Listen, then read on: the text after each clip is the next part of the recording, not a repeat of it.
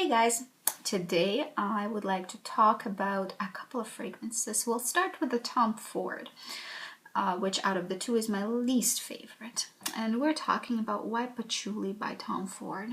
Of course, as all bottles from the designer side of Tom Ford's fragrances, this one is very beautiful, Art Deco, very nice to touch, very high quality packaging. As to the scent itself, quite an interesting beast this one is.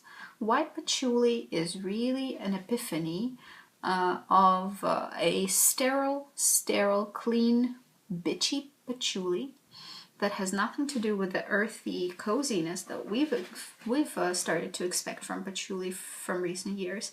This is cold. This is very cold. This is very non-personable fragrance. Here we find this slightly powdery, very plasticky white patchouli. Patchouli, that is why they're calling it white, probably because it's super neutered.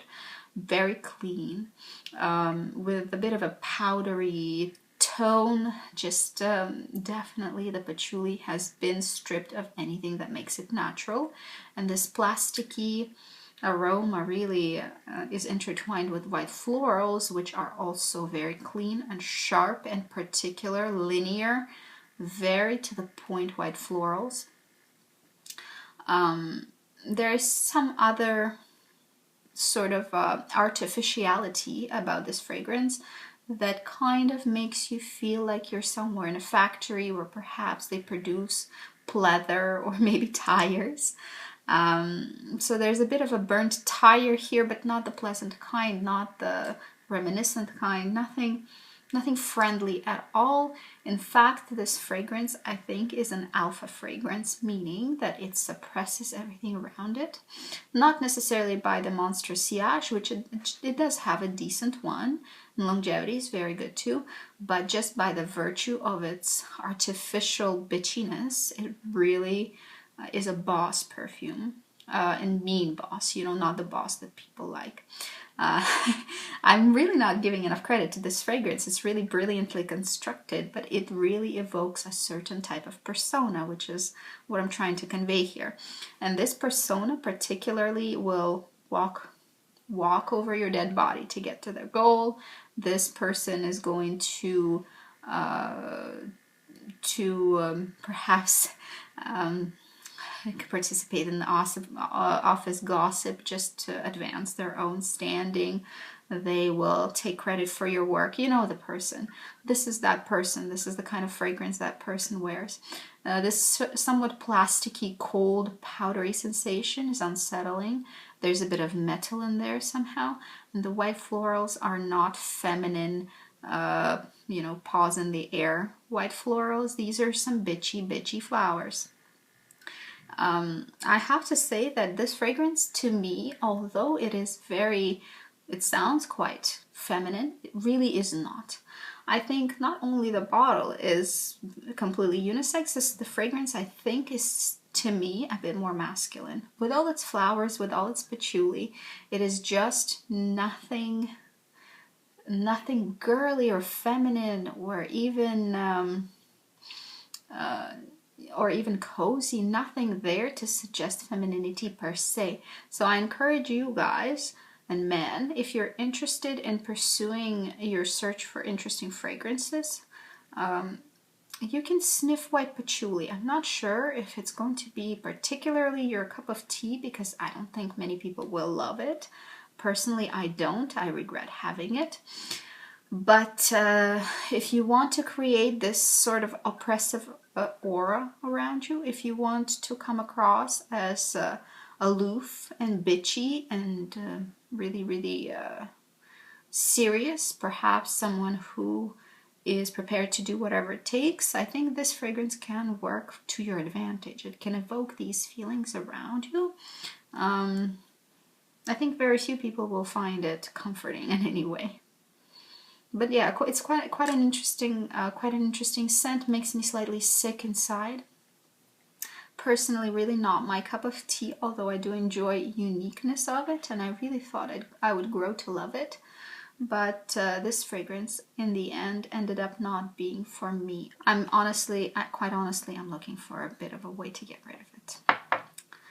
Okay, now the redemption perfume for this 2 perfume video is really going to be wonderful. It is one of my absolute favorites, not my first bottle, and I'm very excited to mention it because, in fact, in my opinion, and I will explain why, it is also noteworthy if you're a guy to check it out, because I think it is completely unisex and all sex. It's a very sexy fragrance.